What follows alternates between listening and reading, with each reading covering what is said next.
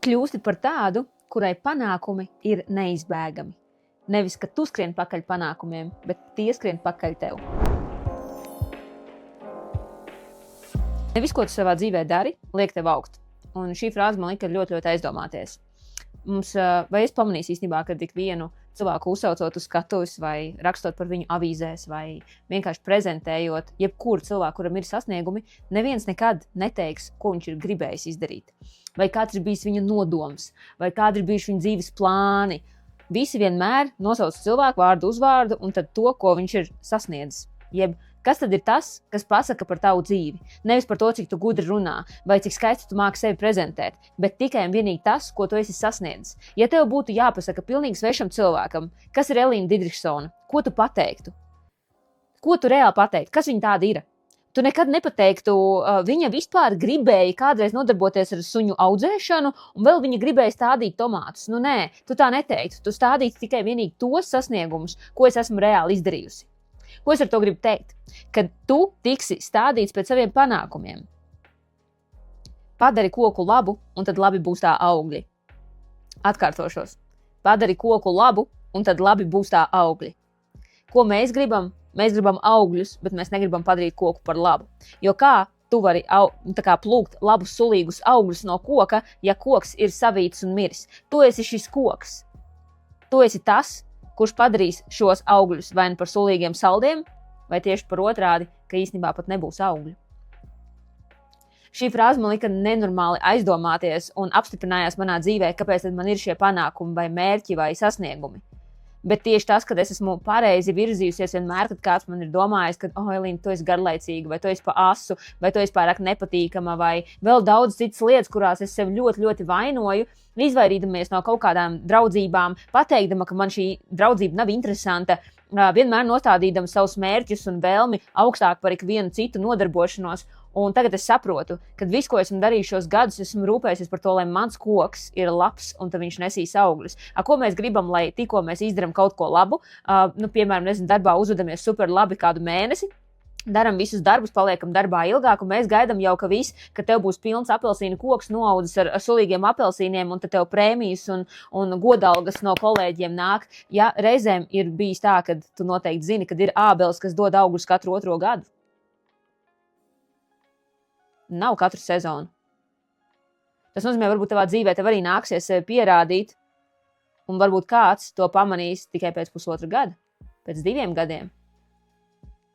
Un šis vārds man tik ļoti norezinēja, jo es izlasīju arī Sinepju graudiņu, kurā ir teikts, padariet koku labu, un tad arī augļi būs labi. Vai padariet koku nelabu, un arī tā augļi būs nelabi, jo koku pazīst pēc viņa augļiem. Ja tev kādreiz ir demotivācija darīt kaut ko labu, ja tu esi sagurusi būt labs kolēģis, ja tu esi sagurusi būt labs vadītājs, ja tu esi cīnīsies tik ļoti ilgi, lai būtu tā labākā sevis versija, un tu esi vienkārši sagurusi. Atgādini sev vēlreiz, ka visu, ko tu dari, tu rūpējies par savu koku. Un tas koks nesīs augus, tas ir Dieva apsolījums. Tas nozīmē, ka tev nav jābaidās par to, ka tu ilgi būs nenovērtēta. Vai kad ilgi kāds to nepamanīs, dari to vienmēr kā priekš Dieva. Viņš katru tavu rīcību redz. Rūpējas par savu koku. Un es atceros, kad es īstenībā sāku pirms uzņēmēju darbību, man bija tāda sajūta, ka mani Dievs pulēja laikam kādus 3 gadus, un es vienkārši maucu katru dienu, uzdodam sev jautājumu, ko es varu labāk, un tie ir 3 gadi, kuros tu vispār izaugsmi neredzēji. Tā kā vispār neredzēji. Es tev atkārtošos, es vispār neredzēju izaugsmi. Ne uzslavu no kolēģiem, man tieši otrādi likās, ka viss ir ar katru dienu sliktāk. Man bija bail izsist ne tā čeku, man bija bail aiziet prom no darba un, ja nesakrīt kase, man bija bail atstāt nekārtīgu veikalu. Man bija bail sajaukt grafikus, nedod Dievs vai laiks, kad man ir jābūt darbā. Es tiešām no sirds centos, un varbūt tev ir tāda pati situācija, ka tu esi sagurusi labu darīt. Bet dari to visu kā priekš Dieva, un Dievs ir solījis, ka padari koku labu, un tad arī labi būs tā augļi. Mēs bieži vien gribam tādus rezultātus, kā ir kādam citam. Mums patīk sasniegumi, mums skauž, ja kādam ir labāk. Varbūt kādam skauž tas, kad es esmu šeit, kalnos vai atpūšos. Tu nekad nezini, ar kādu nodomu cilvēks skatīsies uz tavu dzīvi. Bet nekad neviens nezina, kas notiek ārpus kadra, jeb ko tas paprasa būt šeit. Un kāds reāli ir mans ikdienas režīms, lai es varētu būt šeit, un cik man gadus ir prasījis to, lai es tiešām varētu atļauties to. kam es tērēju savas finanses, un kāda ir bijis mana ikdienas gudrība. Tu par mani vari spriest pēc maniem augļiem. Un ja kādreiz kāds par tevi izsakās slikti, vai tu esi dzirdējis kādu komentāru, vai tev ir sāpinājies kāda frāze, ko saka kāds cits, vērtē cilvēku pēc viņa augļiem. Ja tas cilvēks ir ar tādiem dzīves augļiem, kuri tev nepatīk un kurus tu negribētu savā dzīvē, vai tiešām tev tajā viedoklī būtu prātīgi ieklausīties?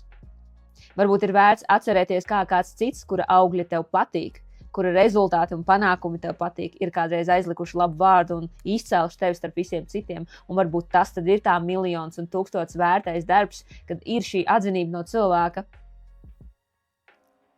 pielīdzina svaru kausiem. Un ko es tev vēlos pateikt? Kad, ja tev patīk kāda cita cilvēka rezultāts dzīvē, man ir tāds cilvēki, es tiešām ļoti vēroju, pēc kam es sekoju Instagramā, ar ko es komunicēju, kādi uzņēmēji man ir apkārt, kuras tiešām veltu arī savu laiku. Un man ir ļoti daudz cilvēku, kur rezultāts man patīk. Ziniet, ko es cenšos izdarīt no sākuma? Maksimāli cenšos pietuvināties tā cilvēka dzīvē par brīvu. Tas, ko tev īsti neko nemaksā. Kaut vai pavērot, kā viņš darbojās sociālos tīklos, varbūt iespēja tikties klātienē, varbūt uzaicināt cilvēku uz kafiju, varbūt apmeklēt kādu no viņa pasākumiem, pabūt viņa darba vidē, da jebkā. Jo, ja man patīk tā cilvēka rezultāts, es gribu saprast, kāpēc viņam viņš tāds ir. Un varbūt tev ir jāsāk vadīt inventarizāciju savā dzīvē. Jo, ja tu gribi tādus augļus, kā ir kādam citam, tad uzdod jautājumu, ko tas cits dara tādu, ko nedari tu.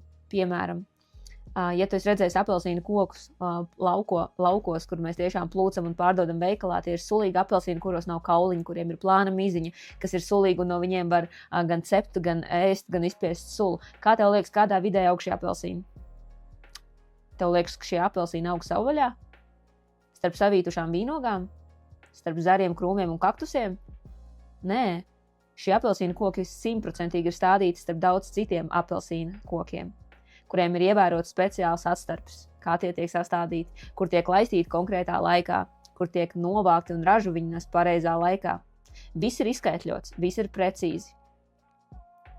Un tur nebūs tā, ka viens nesīs augļus un otrs nenesīs augļus. Ja tā ir plantācija ar apelsīniem, viņi visi nesīs vienā laikā augļus. Viņi tiek attiecīgi mēsloti, veidoti. Un nekas nenotiek tāpatās vien. Un šeit es gribu, lai tu tiešām aizdomājies par šo momentu. Ja tu gribi kāda cita cilvēka dzīves panākums, tad izzini, kā viņš aug, izzini, kā viņš pavada ikdienu, izzini, kas tad ir tās lietas, ko viņš dara, vai viņš lasa kādas grāmatas, no kā viņam ir nācies atteikties. Es arī, kad taisu tagad tikšanās starp uzņēmējām, starp sievietēm, es redzu, ka ir diezgan tāds triggers, zini, kā, labi, es arī reāli gribu, bet es negribu varbūt iet viena, un kad tu sapulcē tās sievietes kopā, tu saproti, jā, šī ir tā pareizā apelsīnu plantācija vide, kurā tev būt. Kāpēc es to daru, kāpēc man to vajag? Jo es reāli saprotu, cik tas ir vērtīgi. Es gribu zināt, kā strādā citas, es gribu redzēt, kā kāds cits ir guvis panākums. Un tu nevari gaidīt super labu ieteikumu no tiem, kuri aug vidē, kurā ir aizaugs dārs, kurā nav nekas ravēts, kurā vispār nav fakts izaugs kaut viens apelsīns vai nē, vienkārši laukās savvaļā. Un viņš tieši neko nav gatavs darīt, lai dzīvē būtu labāk. Tev jāuztais inventarizācija. Un tā arī ir ikvienam kokam, ko tu redzi, kas ir stādīts ar visiem citiem apelsīniem, notiek inventarizācija, jeb lieko zaru nociršana. Jeb lieko lapu noņemšana, jo tas paņem enerģiju, tas paņem spēku, tas paņem to, kas tam apelsīnam nav vajadzīgs, jo ir vajadzīgs, lai viss spēks un viss, ko ražo šis koks, lai aiziet tomēr augļos pareizi. Koks ir speciāli stādīts, lai viņš nestu augļus, viņš nav stādīts smukumam. Kam tu esi radīts šajā dzīvē? Lai vienkārši būtu skaista, kaut gan tu jau sen nenes augļus, kaut gan jau sen tu jūti, ka tu neizmanto savu potenciālu. Kam tu esi radīta?